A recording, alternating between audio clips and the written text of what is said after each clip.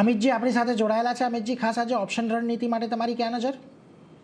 આપણે જોઈએ તો મોમેન્ટમ મને પોઝિટિવ લાગી રહ્યું છે માર્કેટનું આજના દિવસ માટે તે કરન્ટલી ફર્સ્ટ હાફ માટે તો અને ડાઉન સાઇડમાં જ્યાં સુધી પાછળ 23,117 લેવલનો બ્રેકડાઉન નથી આવતો ત્યાં સુધી નવું શોર્ટની પોઝિશન ક્રિએટ ના કરવી જોઈએ. ઇન્ટ્રાડે ફ્રન્ટ પર તો હું કહીશ કે અહીંયાથી લોંગની પોઝિશન ક્રિએટ કરવી જોઈએ આજના દિવસ માટે. જે હિસાબથી આપણે જોઈએ 23,300નો કોલ ઓપ્શન બાય કરવાની સલાહ રહેશે, કન્ડિશનલ રહેશે.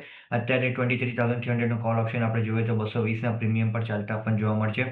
એ જેમ 240ના ઓપન નીકળે છે ત્યારબાદ લોંગની પોઝિશન ક્રિએટ કરવી જોઈએ. ત્યાંથી 340નો ટાર્ગેટ રહેશે, ડાઉન સાઇડમાં 200નો સ્ટોપ લોસ રહેશે. સો હું કહીશ કે વેટ એન્ડ વોચ કરવાની સલાહ રહેશે.